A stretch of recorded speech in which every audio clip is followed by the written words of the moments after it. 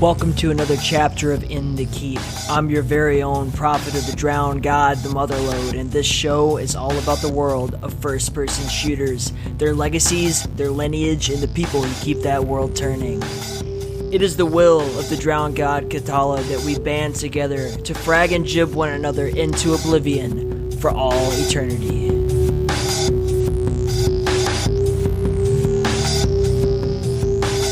This episode of In the Keep is brought to you by QuakeFans.net, your home for all things arena, classic, retro, arcade style, whatever, old school first person shooters. You can't find any place better than QuakeFans.net. Tell Smango Motherlode sent you. Also, RocketJump.zone. Weekly Quake Champions tournaments for Europe and North America. Unleash your competitive spirit and join RocketJump.zone. Fucking awesome, man. RocketJump Zone is great. Champ is a great guy. I highly recommend you go. You know, if you want to play Quake Champions, why would you not join their event? I don't get it. That's for you to decide. Speaking of events, okay, this is a big one. If you're into Doom, you all know Human Bones. He's been on the show a couple of times. He's putting on the mother of all Doom 2 events. Like, there's never been one like this, at least not in recent memory. So they're celebrating the upcoming release of Doom Eternal with, hold on, King Dime. Like, basically what happened was King Dime was like, I want to do the biggest Doom tournament ever, but I don't know how to do that. Who am I going to reach out to? And he's like, hey, Multiplayer Doom Federation, you guys are really fucking good at putting on Doom events. Would you like to host my tournament? And then Human Bones was like, fuck, yeah, we do. We're going to fucking do it. Yeah, let's go. So now we got the Take the Crown Doom 2 Duel Tournament, which is coming up. And it will be like 5 events long, technically. It's like, yeah, 5 different dates. So we got a prize pool of $1,000 USD. Tournament dates are, let's see, they got a qualifier on Saturday, February 15th at 3 p.m. Eastern. All of the times are going to be in Eastern. I'm not going to repeat that. Saturday, February 22nd. Another qualifier on Saturday, February 29th. Another qualifier Saturday, March 7th. And then finally, the actual final bracket will be the Take the Crown finals bracket will be Saturday, March 14th. And I'll be streaming a couple of these. And I'm not sure who will be taking over, but I suspect it'll be someone that you would want to see much more than me. So I hope you enjoy that. Fuck, it's going to be cool. And that'll be all hosted on Zandronum, so if you just want to check it out, you know, in server or whatever. If you want any information on this, I just recommend you go to the Multiplayer Doom Federation Discord and get your information straight from the horse's mouth. We are also brought to you by Zdaemon, which I know we just got done talking about Zandronum, and holy shit are they awesome, but as you know, I'm a big fan of Zdaemon, and you can go play Thursday Night Survival every single Thursday. Tell them Motherlode sent you. It is the best fucking time. I'm serious. It's a party every Thursday night, EU time, so night is relative to wherever the fuck you're at, as with all things that we're talking about here, but holy crap. If you enjoy Doom Survival, you will not have a better time than you do playing TNS with Zdaemon and company.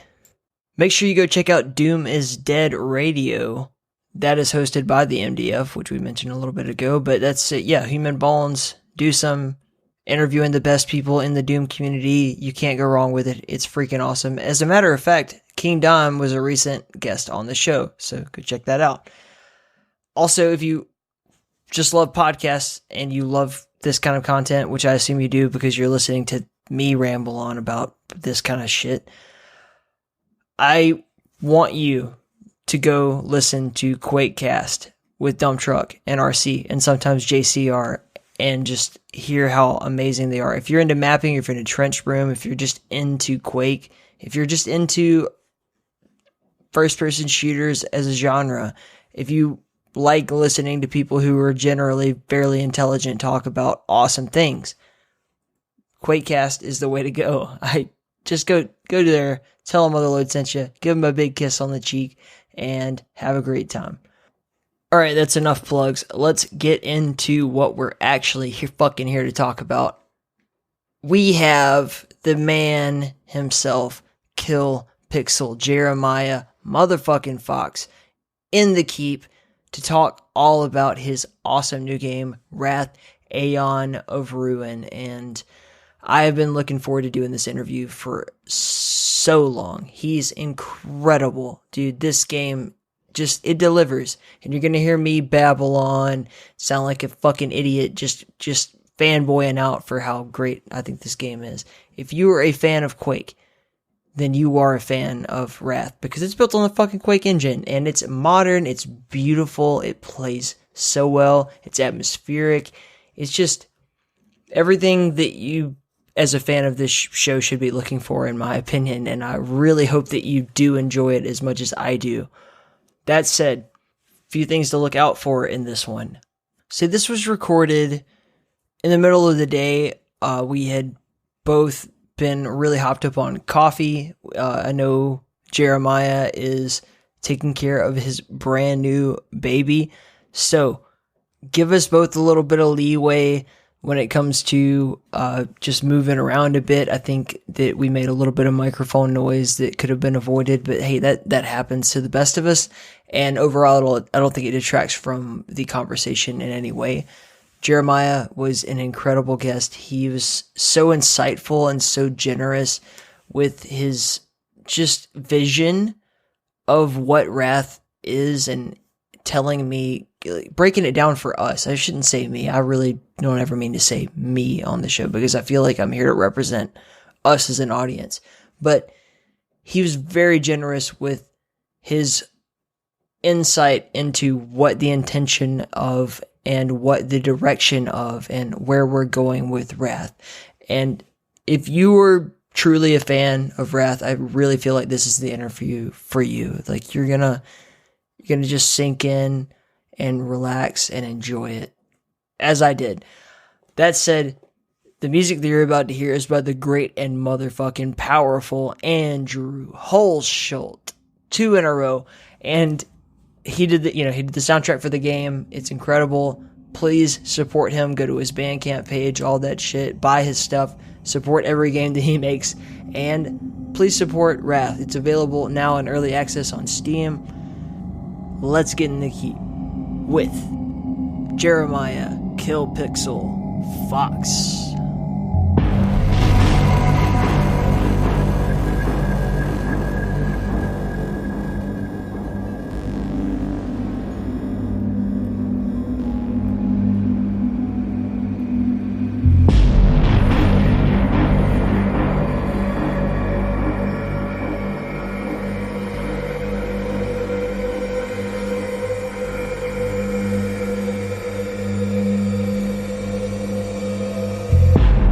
I'm Jeremiah Fox, aka KillPixel, and I'm the lead designer of Wrath, Aeon of Ruin, and owner of KillPixel Games, CEO, top man, the only shareholder of KillPixel Games.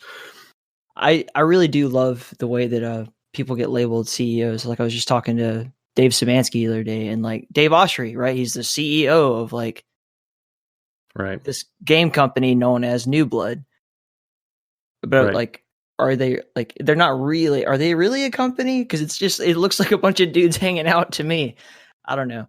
Right. Well, nowadays it's pretty easy to set up a company, and that's just all technical terms. So I think being CEO or president or whatever, or owner, doesn't have as much weight to it as it did back in the day when that stuff was a bit more rare. But now you basically have to have a company to participate in all this stuff. When I think of CEO, I picture like Vincent Kennedy McMahon, big gray suit, like just walking, telling people, like, I don't know. It's cool, man. That's awesome. Right. Walking in, slapping the secretary's ass.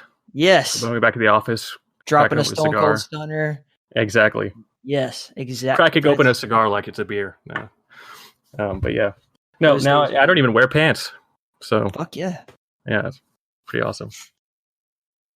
So inevitably we're gonna end up talking about that game that you made, but I'm just gonna want to start off talking about you a little bit. And with that said, I'm gonna preface the interview right now saying that if anybody here is interested in hearing Jeremiah tell an amazing story, basically about his entire life's journey and just your amazing vision quest that led to you deciding to make this game and then ultimately fulfilling that, then I highly encourage they go listen to Dump Truck and RC on the Quakecast. It's amazing, but I don't want to make you repeat yourself, so I'm not gonna. Yeah, and I don't want anyone to have to sit through that again. Well, I thought it was that was like the most captivating interview I've heard in a long time. There are very few. There's like that one. There's like when Joe Rogan had that one dude that was locked in prison for like 30 years, falsely accused. Like there are certain interviews that just captivate people, and that was, I don't know if it was the editing or if it's just Dump Truck and RC being amazing, or if it was just you being amazing talking that day or what. But that sold the game to me. Like awesome. Yeah. Yeah, I think trying to look at it objectively, I guess I can see how that's a compelling story. It's a little bit different for me, being in it, because that was, many years sort of condensed into 20 minutes. You know what I mean? Yeah. So but yeah, that's cool. I'm glad you dug it. Yeah, I've gotten that from a couple other people too, that they liked that episode. It was poetic, dude. It just, I don't know what it was, just the way that you delivered your life story. And like you said, it opens up with you already talking. And then they just, Dump Truck is so good at this. He just sits there silently, unlike me. I'm all jittery and hopped up on either coffee or beer trying to talk. He's very good at just letting you tell your story. And it's a long time with just you talking. And then you hear like, oh, that's, by the way, he's being interviewed, and there's a whole other part of this, but so good, man. Great. Yeah, there's somebody else here. Yeah. Just motor mouth for 30 minutes or whatever. Yeah, well, that was also my first time being interviewed. I think this is, my second time, or a podcast anyway. Yeah. So maybe I didn't know the etiquette, but I was just talking. Had a lot to say. That's the way it should be. Yeah. Yeah. Whatever works. Like I try to keep it as loose as possible. Like if you want to talk for 20 minutes and me shut up, I'm totally open to that. Cool. Well, if I have diarrhea of the mouth, then that'll happen. Yeah. So no, go ahead. You start. No, you wanted me to talk a bit about myself, but then I interrupted you as you were going to ask me something. Okay, well, now you do that. About myself. Well, I don't know what to say that I haven't already said. Let's see. What's new since that last podcast? Well, I've got a young one now. My first child was born 6 months ago. So that's new news. 6 months old. Let's see. 6.5 months old. My wife and I can have a running joke. We want to, every time someone asks us how old he is for, until he's like 20, we want to say it in weeks. You know how you basically do that when they're fresh, they're brand new. It's like 1 week old, 2 weeks old. We just want to keep doing that. So what is he, like 27 weeks old now? So yeah, we're just going to do that till he's, like 10 years old. Yeah, he's, 87 weeks. But yeah, so that's been pretty amazing. Interesting timing with the game. So he was born in July, and we launched in early access in November. So that's been a handful, but really amazing. I'm getting old. It feels like something about game dev and being a parent. All of a sudden, you've like aged a couple of decades, like in a matter of months. Not a lot of sleep. No, not a lot of sleep. There wasn't a lot of sleep to begin with, and so now I just kind of just forget about sleep. If you're sleeping, you're not working. Which of course is nonsense. If I don't sleep, I'm pretty much useless for the most part. But yeah, just basically since the last time I spoke last year, it's been just nonstop game dev and baby raising. Not a lot of baby making, just baby raising at this point. That was an interesting development, because I didn't realize that you'd had a kid during this time, and I can't think of a more. I don't want to use the word inconvenient, but this is a crazy time for you to have a kid right as you're kind of on the crux of your life's work becoming. Yeah, no, inconvenience is an apt description. But it's great. It's would I change it? That doesn't matter because it can't be changed. I'm happy he's here. Love him to death. Yes, it's harder, but that's life. The game will be made and be behind me. He will grow. Move on to the next project, to the next kid. So just enjoying this, configuration of all my life's parts as it exists now, because it's all fleeting and changing.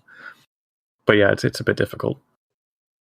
I guess where we kind of want to pick up from where we left off with the last publicized interview that you did was basically we left off with soon there will be playable content, and here we are now, and holy shit, it's amazing. But I think I'm gonna, over time, and I hope you don't want to choke me to death, I'm gonna point out, I guess, some of the things that I'm sure you've already been pointed towards that are like, oh, this is kind of weird.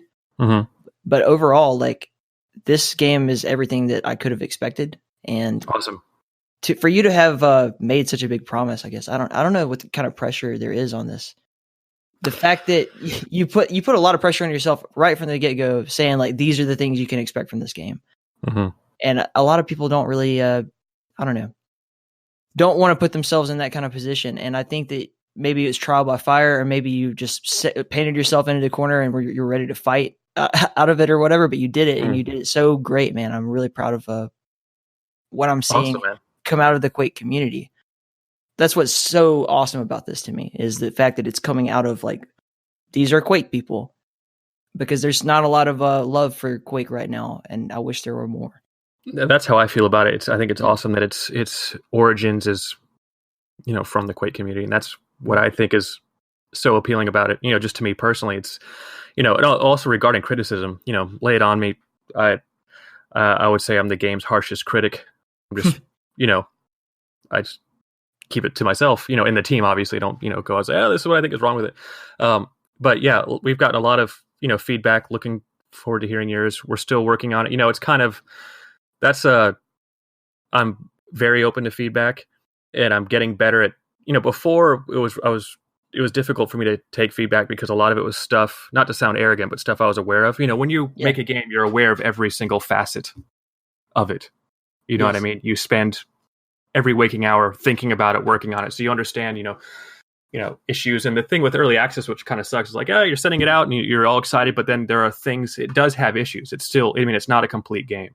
You know what I mean? So there's that kind of that bittersweet, if we had more time, it would be, this much better, this thing would be absent. But, part of doing early access was to get that feedback early, even though we'd be getting sort of redundant feedback, stuff we already knew, but there has definitely been fresh feedback that I was not aware of. So we're, obviously looking at that. That sounds so corporate and fake. Yeah, we've got our team looking at that, and we'll get back to you. No, but we all listen to the feedback very closely, no matter how it's presented. Some people make it hard. Sometimes it's sort of feedback laced with insults kind of thing. But, look past that and see, what are they actually saying? But yeah, I'm happy that generally people really like it. There are issues that we're ironing out. I'm happy with it. There's a lot more to it than just what's out there, and I'm really looking forward to getting the entire game out there, because I think it's going to be. I think more things make sense when you get the whole picture. You know what I mean? They're just getting it right now. Early access is just a few pieces.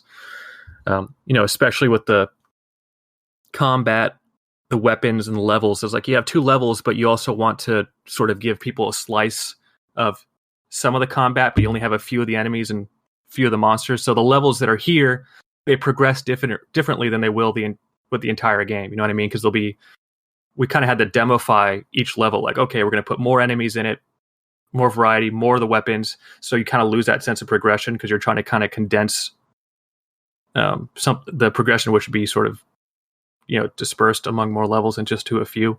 So, but everything will come into focus as more enemies, more puzzle pieces get added, more weapons and more levels, and things sort of, work in context with one another and take shape. Yeah. And you have the decency to have a roadmap as well, which is nice, because holy shit, it seems pretty obvious for like an early access game to do that, but man, not enough people do it. Yeah, it's good to have that. Yeah, so people have, we're actually revising our roadmap now just because it wasn't clear enough. People think the game is only 5 levels. Right. Because but it's like, okay, we have to say at the end, it's actually 15 levels and 3 hubs and 10,000 enemies and that kind of thing. But yeah, you're talking about pressure with promising all that stuff outright. It's like, well, there's not really a lot of pressure because that was going to happen regardless if it was promised or not. Mm-hmm. That was sort of an internal personal promise and goal. So it's just public. But, that goal was going to be met regardless if people knew about it or not. So there's not a lot of pressure in that regard now. Which might sound kind of weird, but I have total faith that all those promises will be met. And I'm a firm believer in under-promising and over-delivering. So hopefully we can go beyond and really make Wrath something truly special, not just, good. You know what I mean? I feel like just the fact of that it is what it is kind of makes it special. There's a lot of retro, classic, whatever you want to call them, FPS games kind of popping up left and right, and that's kind of my obsession. Wrath sticks out. I'm not going to necessarily say like there's an obvious quality difference necessarily, just the fact that it is its own thing and that it's built on the Quake engine, and it has its own art style. It has its own thing it's not a, like Ion Maiden, right? I love Ion Maiden. I think it's amazing, but essentially we're looking at a new Duke Nukem game with a female lead, which is great. And I'm willing to pay for that. Wrath stands on its own, I would say. Like it's like the beginning of a new franchise, not necessarily that it would be, Wrath 2, 3, 4, 5. Maybe you do that. Maybe you don't, but just that it feels different. It feels like it's completely unique. Yeah, that's kind of what we're trying to, achieve. Wrath was never modeled after a particular game. It was just modeled after retro games, or I don't really want to say retro, but just, classic 90s games in general. And even a little bit, from modern games. So the Quake thing was kind of maybe not played up too much, but people maybe ran too far with it, thinking that we were just doing a Quake clone. Which it turns out some people wanted and were disappointed. Like, the feedback is interesting. Not enough like Quake, too much like Quake. But we really just want to do our own thing. That doesn't mean we're not going to be very similar in certain aspects to other games. A lot of people will draw comparisons between the nail gun and the fang spitter. They're functionally very similar, visually very similar. It's interesting about the visuals is the fang spitter went through a lot of iterations because I wanted to get away from that double-barreled look. This looks too much like the nail gun. But the way it functions, it's like, you can give it a single barrel that rotates, blah, blah, blah. But, the way we ended up wanting to function, like we wanted a wheel with teeth on it. It's like, okay, we have to give it 2 barrels essentially. So it's like, okay, that's maybe why it looked that way originally, that its function or the look just sort of, the function necessitated the look. So yeah, there are some direct comparisons in that regard, but then there are, I think, some unique things. It's a mishmash of different ideas, and I think they work well together. Well, like one of the particular things that I expected to see was that it would just have Quake movement, and then when we saw kind of the first videos come out of people demoing it, we immediately saw this blade jump dashing thing, and I was like, okay, that's new.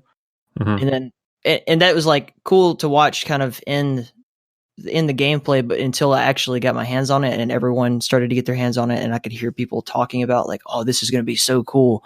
Like actually doing it, it's amazing. It's just like a totally unique, new, different way to move. And that's such a big part of Quake and, is the unique movement style. And you could have easily just gone the path of like, well, we're going to have the Quake movement style.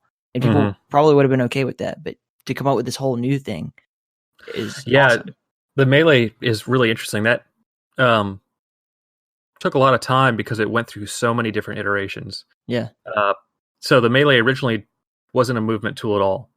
It was actually I mean, I can say this because it's not going to be this way at all, but it was actually originally going to be the BFG. It changed to the BFG at the end of the game.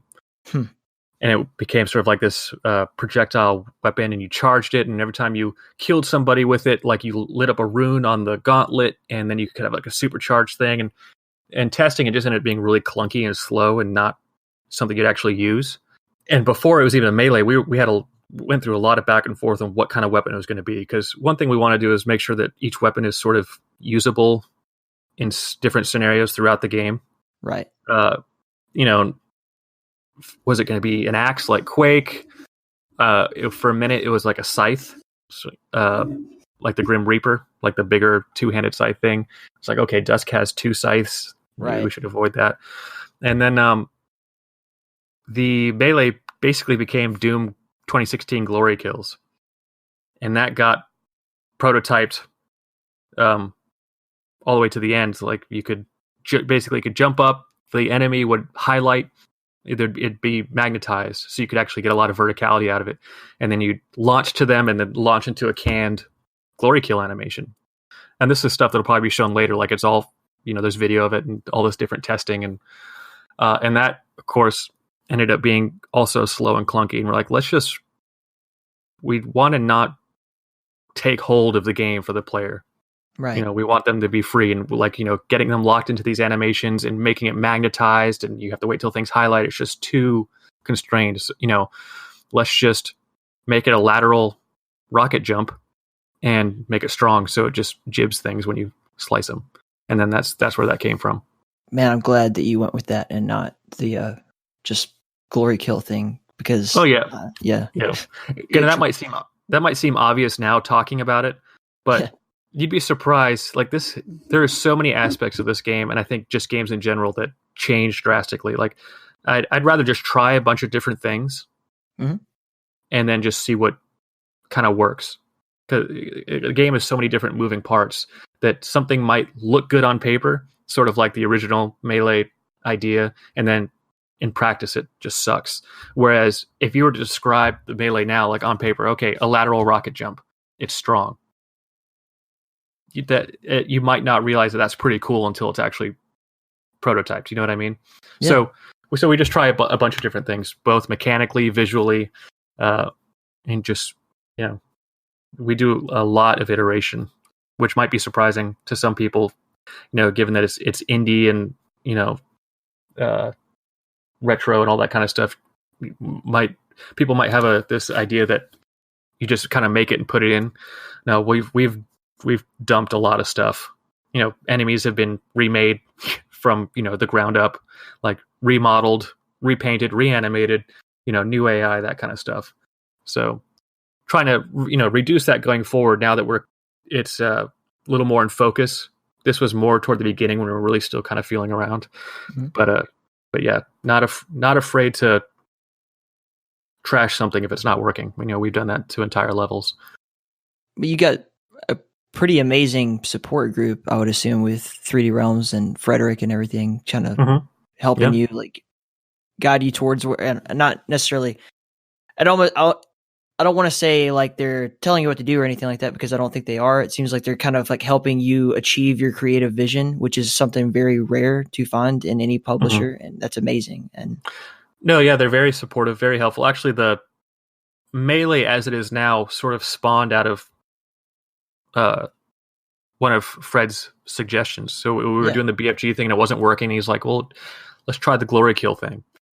And we prototyped it. And that was the bridge that led to us, streamlining it. Yeah. Like, we like this concept of it being mobile, which we hadn't thought of before. And then we just kind of stripped that back and, you have the Melee that you have now. So, he's been really helpful, or 3D Realms in general has been helpful in that regard. And I think also in a way, just, pressing me on certain decisions, making me rethink things, or, in general, just brainstorming, like, this would be cool, this would be cool, this would be cool. And of course, also just the resource aspect, bringing artists onto the team and stuff like that. So being able to visualize things with concept art is immensely helpful. Designers, the Invader as it is now would have not existed. That kind of thing. So, and of course, being able to bring on, Quake level designers, all that kind of stuff. So yeah, there's that, that financial support, that the experience, that kind of thing. So yeah, it's been really cool. Yeah, if I'm gonna project, and then you can at any point in time tell me when I've gone completely off the rails. Sure. I would just assume that you, from what I understand of how this worked, is that you had gone through all of this time and then came to them with what ended up being your demo. And of all the amazing places to pick you up, 3D Realms is like that. That's such a name in this genre to me. Like that. Whereas I just got off the phone with my dad and I was telling him like, "Hey, I'm going to talk to this guy and he's doing a game for 3D Realms." And he's like, "Duke him." I'm like, "Fuck yeah." Like that means something. And to that generation, it really means something. And I'm glad that they're kind of going this direction, but I'm picturing you kind of like with a block of ice. That's like, I want to make this block of ice into, I have this vision, and then you have to find someone who can guide you or help you achieve the sculpture that you've ended up making and are continuing to make. Mm-hmm. And like, it could have been anyone, it could have been a lot of different people, and you ended up with such a great, amazing group of folks to help you do it. Like that's so rare and unique. It's kind of like making a movie or something, or any creative endeavor that requires multiple people feels like anything that goes right is a miracle. So this is several different small miracles leading to what is ultimately, one big miracle when it does fully release. Yeah, it's much like that. It's a good match. 3D Realms, of course, is legendary, especially in terms of people who just like playing classic shooters. It was a trip seeing 3D Realms in my inbox. And Fred and the new leadership of 3D Realms, and this might sound sort of like the word passion is so overused, but Fred is a huge, just not just into games, but especially retro games. Like he is very, very passionate, very knowledgeable, and just really loves that genre of games. Like you can talk to him, like you can get as nerdy and dorky and specific about a certain, aspect of whatever sort of unknown retro game, and he'll be like, "Oh yeah, da da da, like that's so cool the way this pixel does," that kind of thing. Like he's really into these games, really knowledgeable. So, and his idea for 3D Realms and his focus really resonated with kind of what I wanted to do. Like basically my focus for KillPixel Games and his focus for 3D Realms, they really overlapped and meshed really easily. So it was I think a no-brainer sort of to team up. So it's been really good.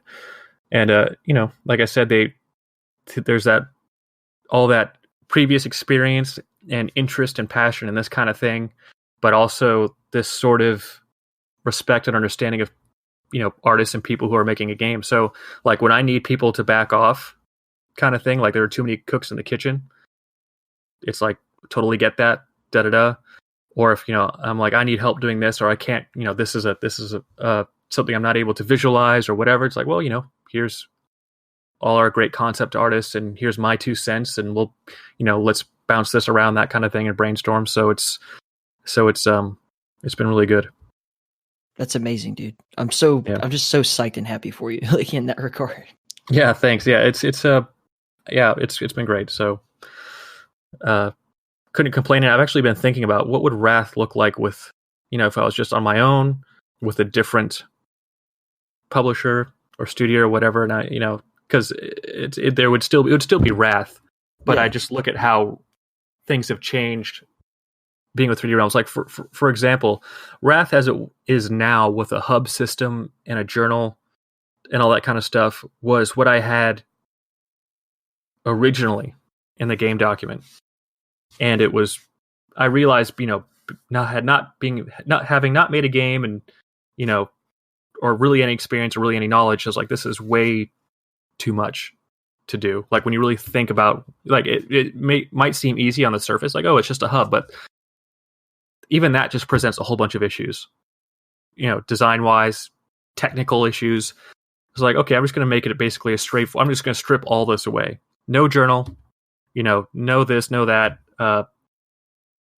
no hub, just linear levels, be more Quake-like. I'll reduce the number of levels, I'll reduce the, just everything kind of just got shrunk down. The number of themes, that kind of thing, and that's how, and I was really open with 3D Realms when we started, like, okay, this is sort of the new version of Wrath, this is kind of how it was before, and we developed that for a while, or kind of went along that path as we were trying to, like, feel things out, look at what I had already, what was good, what was bad, what could be, expanded upon. And I started wanting to get more back to the original vision of having the hub world and all that kind of stuff. And I think Fred was having that same sort of vibe concurrently. And we kind of met up, and we kind of reassessed the whole hub world thing, and we both agreed that should be the way to go. So it ended up going back in that direction. So in a way, that sort of brought back Wrath to what it was originally intended to be.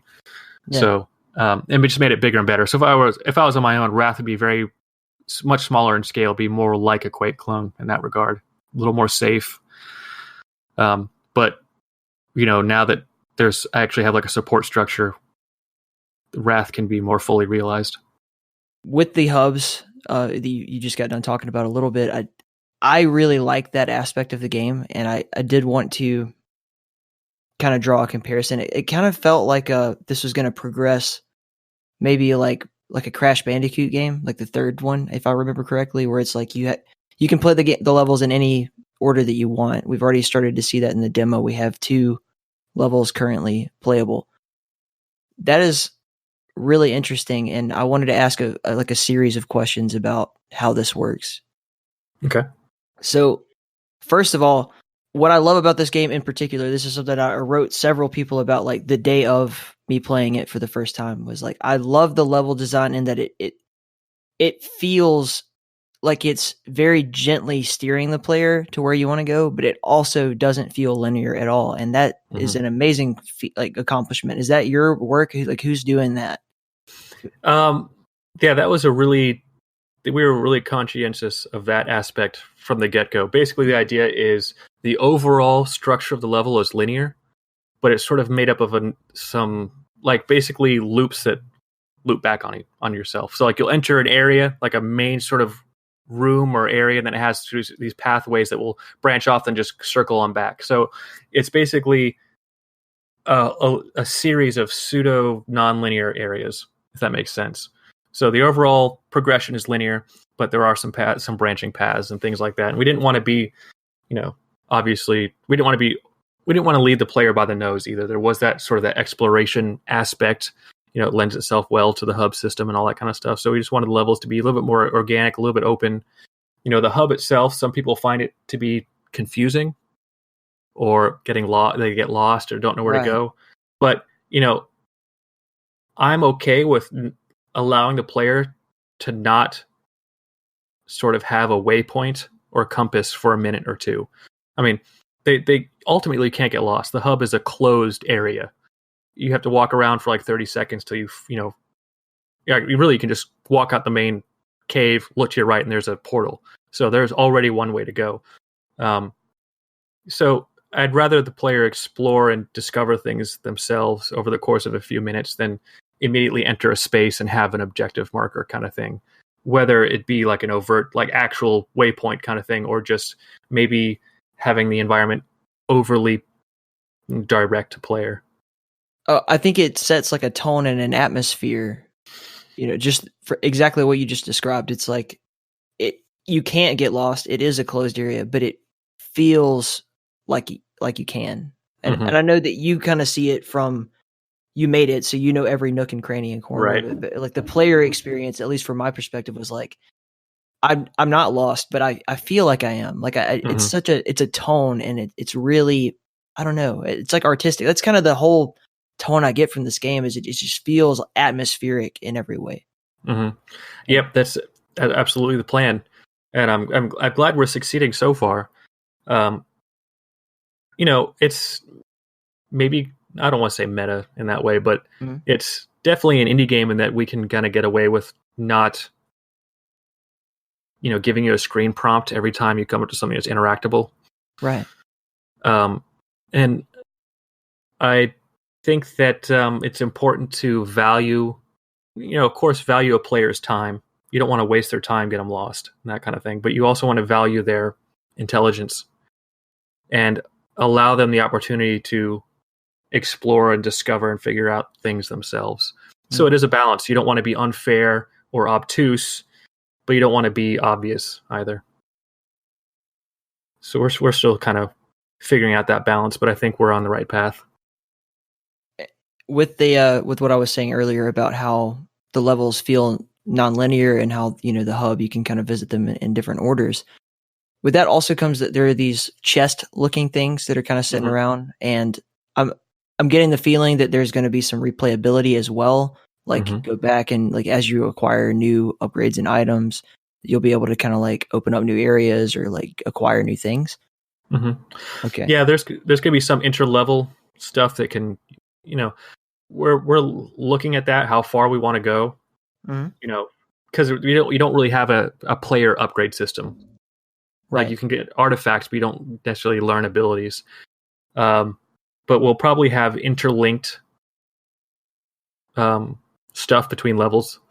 Like, there's this locked thing here in this level, but if you go here, you can sort of unlock it, or maybe a more grand puzzle that requires doing something in every level that maybe unlocks something in a hub, something like that. We don't want to veer too far into the puzzle thing, but replayability is also another focus. A fairly recent change was making.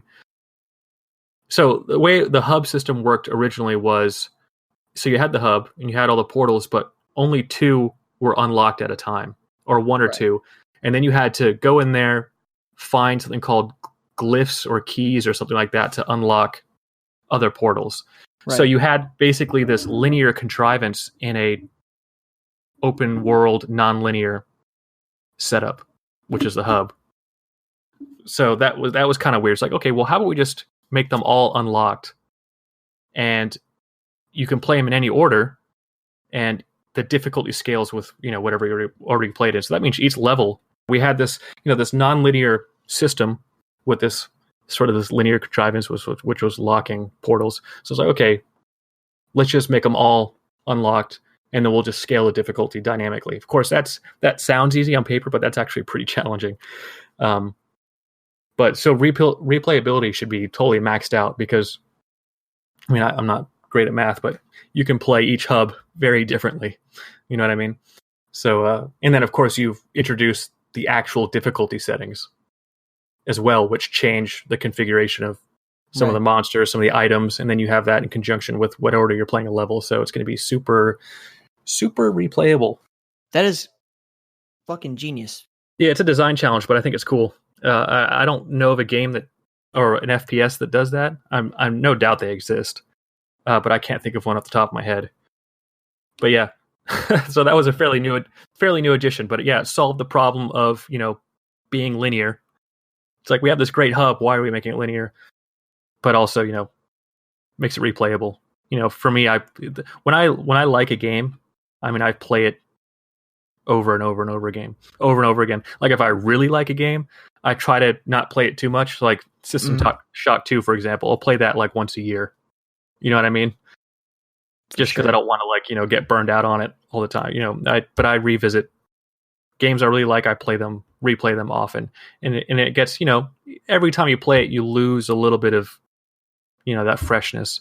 So I think by making something super replayable, it kind of helps add that freshness back into it. So that's the thing that I kind of always have in my mind, is that I know a lot of people are really into, like, I've talked to speedrunners and people that are just really into figuring out how a game works, and like they just take all of the nuance of it and just kind of flush that right out of the window. They want to get straight to the, how do I kick its ass in the most completely defeating way I possibly can. And for me, at least, just the experience that I prefer to have is, as you said, to keep it fresh and to never feel like the atmosphere is gone, or never feel like I don't know, the spell has been broken or something. I don't want to be outside the matrix when I'm in a game. Right. I have enough of that in real life. Right. Exactly. Yeah. No, that's how I feel. And you bring up or you said something that kind of made me think about something I had thought about before, which was speedrunning and how they're going to figure out the different configurations of combat encounters depending on what order you play a level. So there's probably going to be optimal combinations, like you do this level first and then this level second and all that kind of stuff, and that's literally the fastest route, which is kind of interesting. I mean, I don't know if it'll have that much of a bearing on it. I don't know how. I don't think it'll be that radical of a change that, you know, and this enemy being over here, or this enemy being this type of enemy will make a difference. But maybe it will. You know, I'm not a speedrunner, so but that's pretty interesting. It'll be cool to see the end product and what speedrunners do with it. I just got done talking to the Itburn who did Nightmare Reaper, Bruno, and he, you know, because his game is like randomly generated, and even he was talking about how speedrunners were already starting to figure out how to break it. Like, I don't think there's anything that can't be figured out.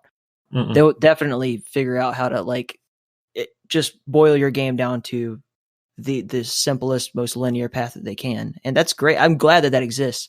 It's just not the way that I prefer to experience a game, especially a game like this that is, I'm going to keep repeating myself, but it's so atmospheric and so like driven by the way it makes me feel, not necessarily what I do in it, you know? That's funny you pick up on that, because a lot of the stuff was described that way in the document based on feeling, which is sort of a nebulous thing because people respond differently to different things, you know? So, what it was sort of the direction of, or did sort of dictate the direction of certain things. Like, you know, each hub was described like this is the mood, or these are the series of emotions and sensations someone should feel. Like that was a focus. So we, you know, we had the mechanical stuff sort of explained, but also I spoke very much in terms of feeling when describing the entire game. So, and I'm glad that's kind of showing through, because to me, that's a big part of it is, you know, yes, there's the mechanical aspect, which is incredibly important and all that kind of stuff, but you know, just the aesthetic and just the emotion. You know, I think of it not what is the aesthetic you're trying to achieve, but what is the emotion you're trying to evoke in the player. Exactly. And then how do you do that? Exactly.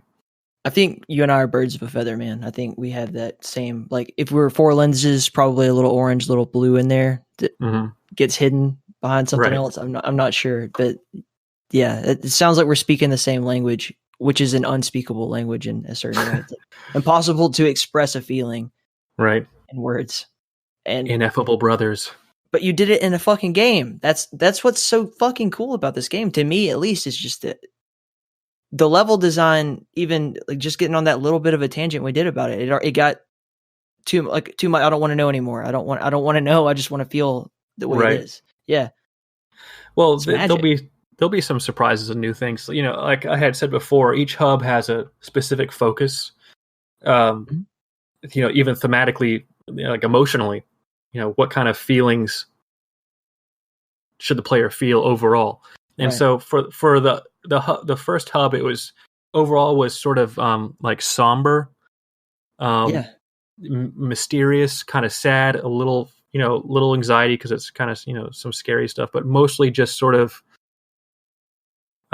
maybe not nostalgic, but sort of like you're seeing traces of loss kind of thing, like the themes of loss and yearning and, you know, sort of somberness was sort of the overall sort of vibe.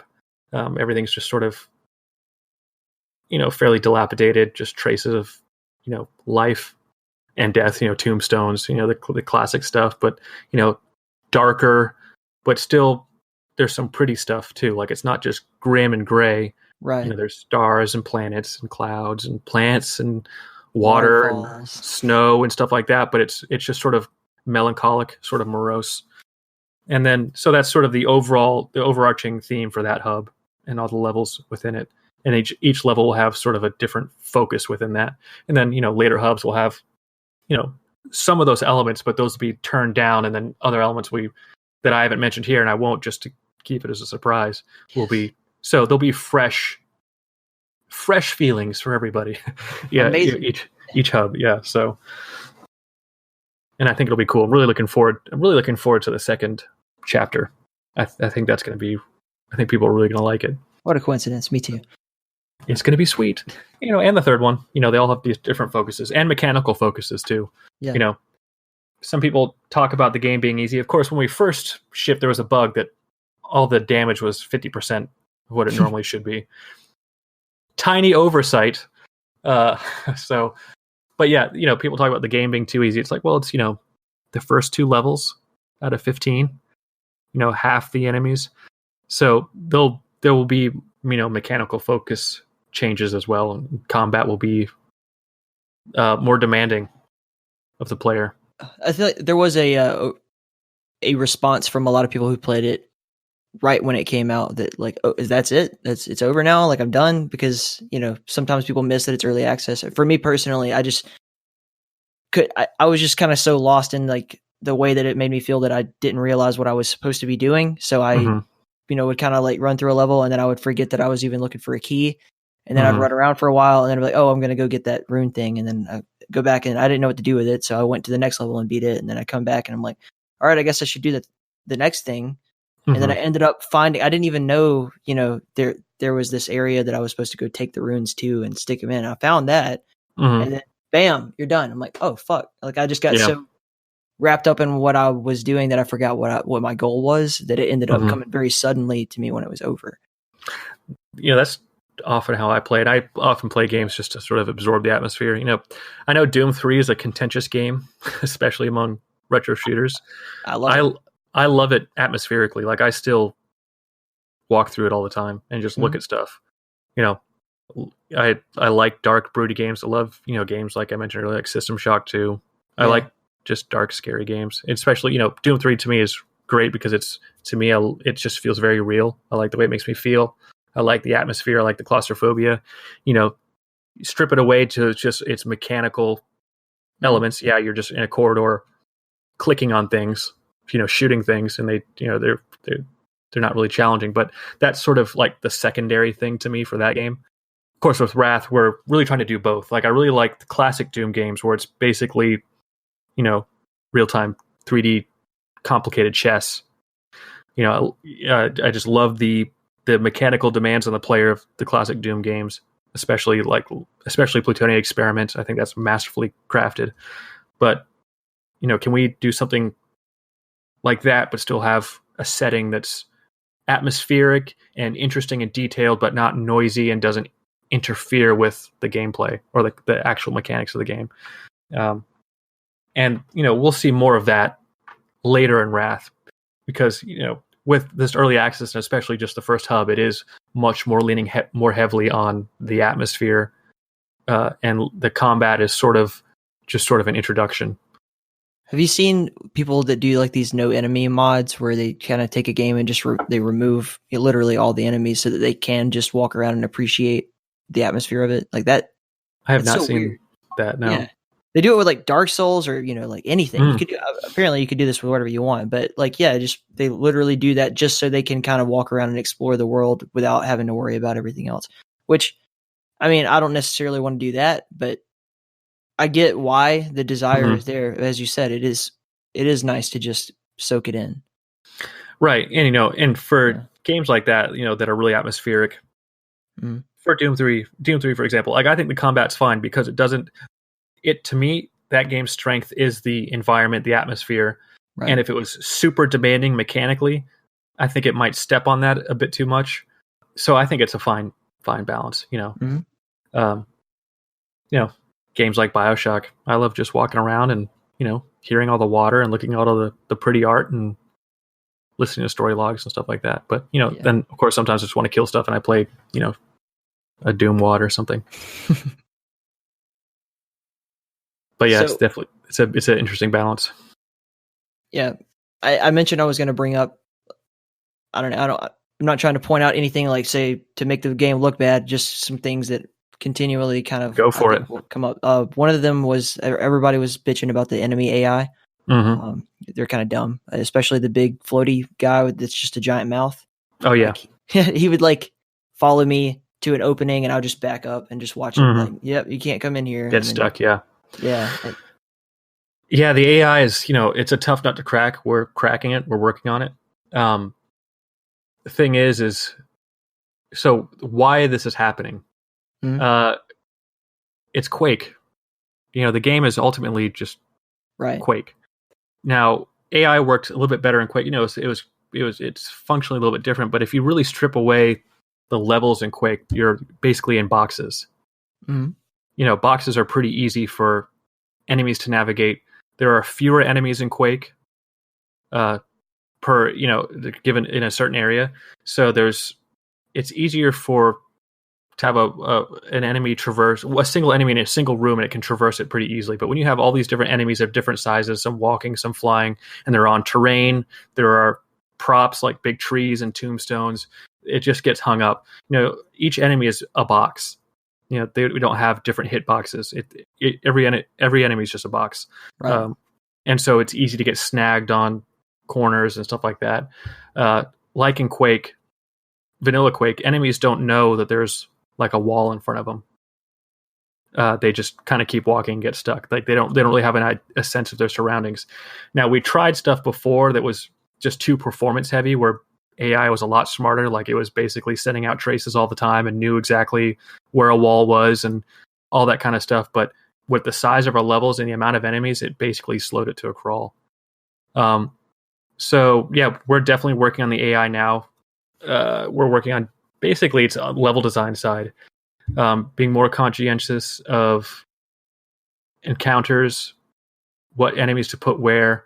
We're also placing essentially hints for enemies now, like especially near doorways. A lot of enemies will get stuck in a corner or like on the other side of a wall. Like so, the player's aggroed an enemy that runs through a doorway and then strafes right or something. Now there's a wall between the enemy and the player. The enemy will just keep on walking into the wall, right? Because it doesn't know it's there.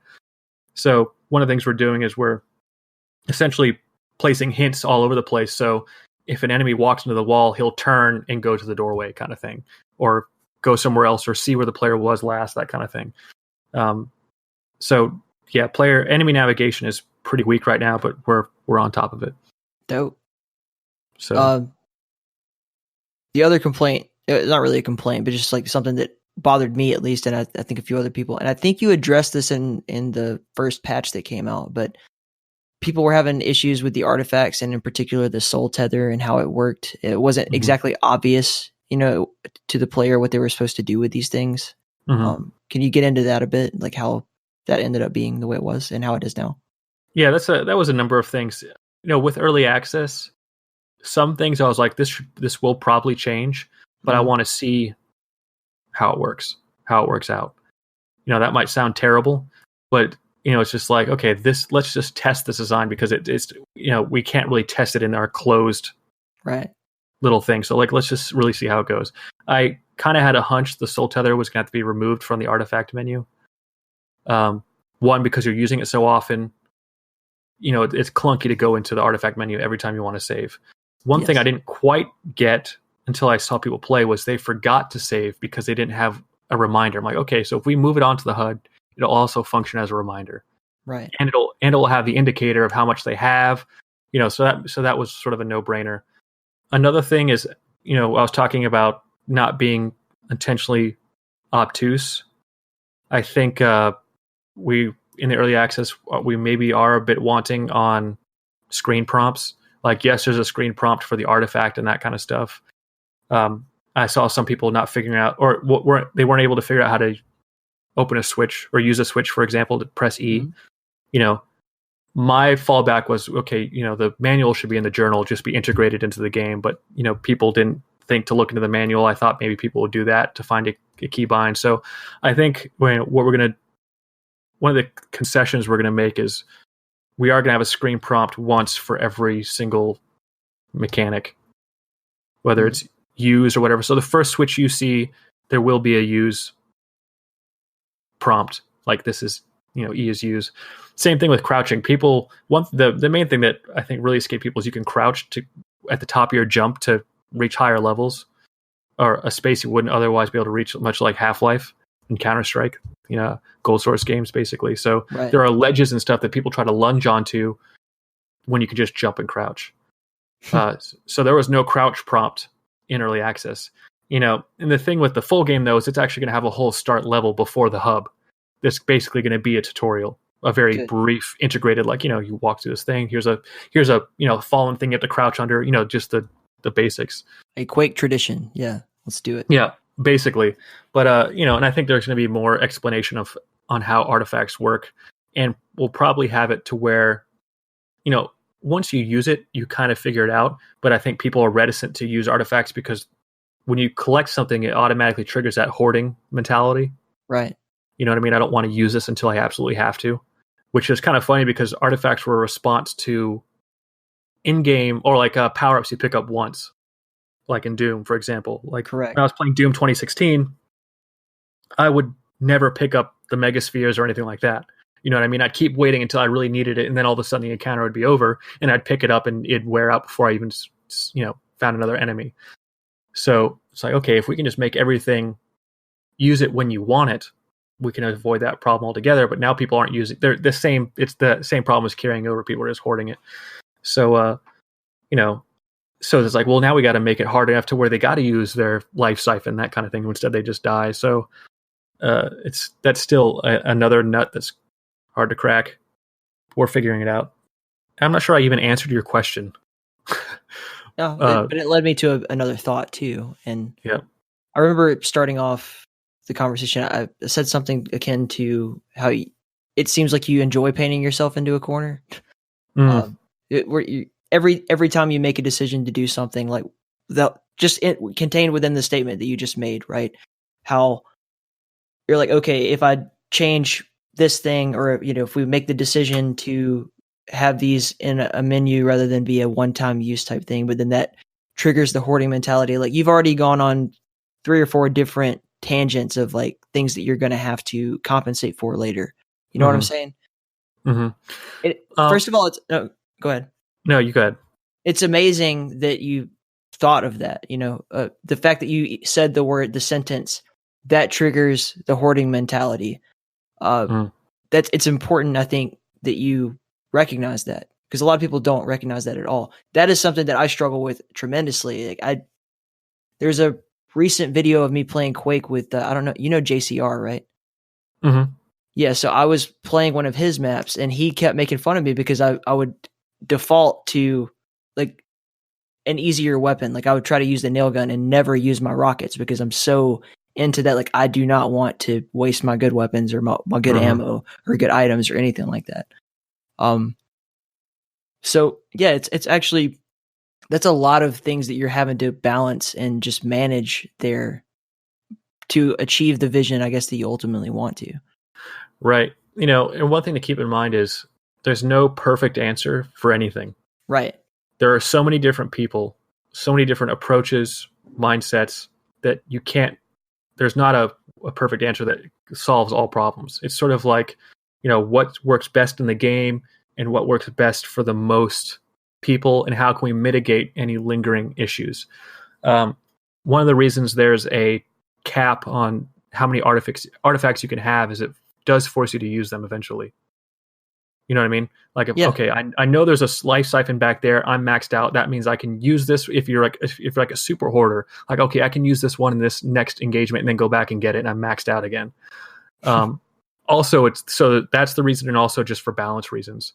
You know what I mean? So you can't get like to the end of the game, like, all right, I've got 9,000 life siphons. I can just keep popping them and we're good to go. And then just beat something that could be, that was meant to be a little more challenging or something like that. So it's just when you have something that's limitless, all sorts of unforeseen things can happen. It can create a bottleneck, right? Right.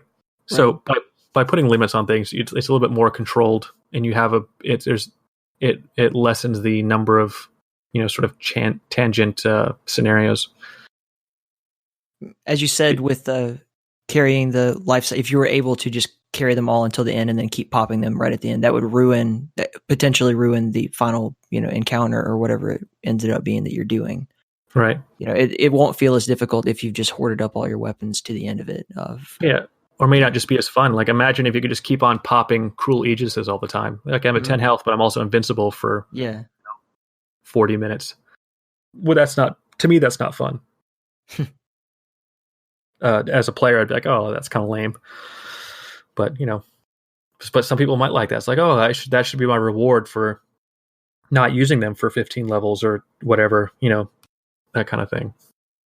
But yeah, I think one thing people don't quite understand is every single with a game, and Wrath is admittedly a very simple game. Mm-hmm. Compared to the games out there now, like everything is so complex and they have so many people, so many talented, experienced people doing these things. I think people don't quite understand that every decision you make in a game affects everything else to some degree. And so when you have an idea or someone makes a suggestion, you don't just have to like assess it on its own merits. You have to basically check it against every single thing that's already in the game. Well, how will that affect this? And does that change this? And if it does, what does that affect? And then what does that affect? It's like this domino thing. So it's it's a game is like a house of cards, and even just nudging one of the cards could make everything else shift. 100%. It's complexity leads to entropy. The simpler something is, the easier it is for it to function dependably. Mm-hmm. Like right. That's just part of game design. That the fact that you recognize that and recognize it early on in your career like this is amazing. Like that's going to carry you, I think, a long way. Just knowing that ahead of time, that you're not setting yourself up to be disappointed. Right. I hope so. Yeah. It's good, dude.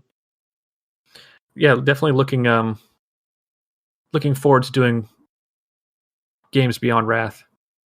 I'm obviously completely focused on Wrath right now, but just the amount of stuff I've learned, this has been an invaluable experience. Just learning so much that it's like, okay, wow. So that means the next game, this will be easier. This will be easier. I know this can be done here. Like as through the course of working on Wrath, I discover something and go, wow, I'm saving this for later because we can't use it in this game or it doesn't fit here, but this is totally doable in this kind of game. Right. You know what I mean? So, but yeah, it's been really cool. All right. Last tangent for me, and then I'll let you get out of here, dog. Sure. I just want to talk a little bit about the promises made in the roadmap, particularly moddability and multiplayer. This is that's important to the listeners of the Keep, is co-op and PvP. Which are you saying both? It just says multiplayer and it's not very clear. So What are we planning? So initially, we speaking to co-op because that's the only thing that's kind of changed. Right. Initially, before the hub system, we were going to have just co-op, which you can do in a linear set of levels. You can't really do co-op in an open set. So we still want co-op, but we're thinking about making, did I say co-op? Co-op, but making it a new set of levels, sort of like Portal 2, like designed for co-op kind of thing. Like this, all these engagements and stuff are meant for two people. Because I think co-op now in the single player game would be very problematic, and we don't want to change the single player game to work with the co-op stuff. You know what I mean? We don't want to compromise on the single player experience to make it sort of doable in co-op. So that's still something we're trying to figure out how we're going to do co-op. Multiplayer, yeah, definitely on it. Deathmatch, of course, team deathmatch, probably various game modes, your typical stuff like capture the flag, King of the Hill, stuff like that. But and then maybe some unique modes using some of Wrath's mechanics. Definitely working on multiplayer. I think it's gonna be great. I don't play a lot of arena shooters. I like tac shooters. I play a lot of Counter-Strike. Right. But I do like around in Unreal sometimes, Quake 3. Those are fun. But there's several people on the team that are big into multiplayer, so they'll be handling a lot of the levels. But so that's happening. What was the other thing? Oh, mod support. And of course, mod support is a huge focus. Absolutely. So that hasn't changed at all. I from the beginning I thought Wrath shouldn't just be something you can modify, but can be the foundation of a completely new game. Because it is ultimately Quake. But I think some of the thing with Quake is that I discovered is the info on how to really mod the engine or work with it to this degree where you're basically making a game, the engine or the info is kind of sparse and all over the place. It sometimes just like a little nugget of info that some guy left in a forum post 12 years ago. You know what I mean? And that's the only info about this certain thing. So one of the things I want to do is, make sure all that's sort of condensed into a singular document. So modders can approach Wrath with, okay, here's all the stuff I know, that you're going to need to know. And here's all the tools, and here are tutorials on how we did things. So yeah, going to be very transparent on how we do things, and just show you exactly how we did it internally, and, provide as much information as we possibly can. So not only can you make mods, but you could use it to make your own game. Sick. That's amazing, dude. Well, I think it's I love open source stuff. Mm-hmm. I think it's important for things to be open source, and not just technically open source. Like, here you have access to the source code, but also, open with information, just to make, because it's kind of a waste when you have something that's, there's code here, there's these tools here, but there's a barrier to entry. So if that barrier to entry can be lowered, I think all the better. I think there's definitely a lot of benefits for sure to open source, in that people can, get their hands on a lot of different minds, can put their work into it and everything. Mm-hmm. I think there's another side of that coin that often gets ignored, and that people don't recognize that if you do, like, say you were making like a multiplayer port, and I've talked about this a bit with like Doom stuff. Mm-hmm. It's like, if you just make it open source, people can really take advantage of it and use it to hurt other people's experience, which I don't think you're going to have a problem with, because it's kind of like, just take this tool and make whatever you want out of it. That's awesome. Mm-hmm. That'll work. But I don't know. Just something about the whole, like, everything's got to be open source thing. I feel like if we perpetuate that everything just should be, it can give people the wrong idea about everything. Doesn't work that way. It's right. Not a completely one-sided story, is all I'm trying to say. No, and I agree with that. Yeah. But for things like this that already are open source, I definitely want to perpetuate that. Hell yeah. It's got a Bible now, like, basically, like, hey, if you're thinking about making mods for this sort of thing, here's a whole roadmap. Here's a whole, like, map of how you would do that. That doesn't exist currently. I think Dump Truck is the closest thing we have to. Right, he is. That. Yeah. But yeah, hopefully it'll be easier, and I'm really looking forward to seeing what, people do with that. Because there are a lot of creative individuals that maybe that creativity is not expressed in whatever game you're doing, just because it's, they're not, maybe they don't have the time or interest in looking through forum posts, that kind of thing, to try to piece things together. But if you give them the tools, they can just jump in and just, get going. Yeah. So, how many genius mappers exist out there that just, they weren't meant to be, handling code, or they weren't meant to be, just rummaging through the bin, but they potentially could have been, made the greatest map ever had they had the resources to just jump in and do that. Yeah, I get that. Yeah. Or maybe they just encountered like one bug or one, sort of stumbling block that could have been easily figured out had there been information present, that kind of thing. Right. So, but yeah, multiplayer is going to happen. Mod support going to happen. It's all there. So I don't plan on reneging on any promises made. Sick. Well, that's all I have for you, man. Cool. I really appreciate your time. I appreciate it. It was cool to be on here, talk about Wrath some more. Again, thank you for your patience in getting me on here. I know, like I said, the game, but I'm glad we finally did this. It's not a problem, dude. You want to plug anything, social media stuff, whatever, websites people should visit? I'll have it all in the notes too. The 3D Realms Discord. If you want to contact me, ask me questions about Wrath, make suggestions, complain, praise, whatever you want to do, just talk, or just, be in the conversation, just join the 3D Realms Discord, and there's a Wrath channel in there, and usually always in there. Right on. All right. Appreciate it, man.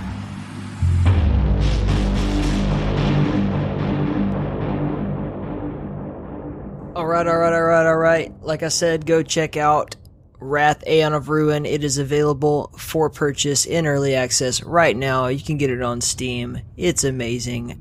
I can't recommend it enough. If you're not sold by that interview, I don't know what will sell you, so, whatever. Make sure that you support Andrew Hulshult. He's playing the music that you are currently hearing. Also, the entire soundtrack to this game, as well as many others, including Proteus, Dusk, and Nightmare Reaper. Remember to check out Quake Fans Radio, hosted by Smango, every Saturday morning on YouTube. Give him a shout. Tell him Motherload sent you. Go check out Doom is Dead podcast, hosted by Human Bones, and do some of the multiplayer Doom Federation, and Quakecast, which is hosted by Dump Truck and RC. Until next time, stay in the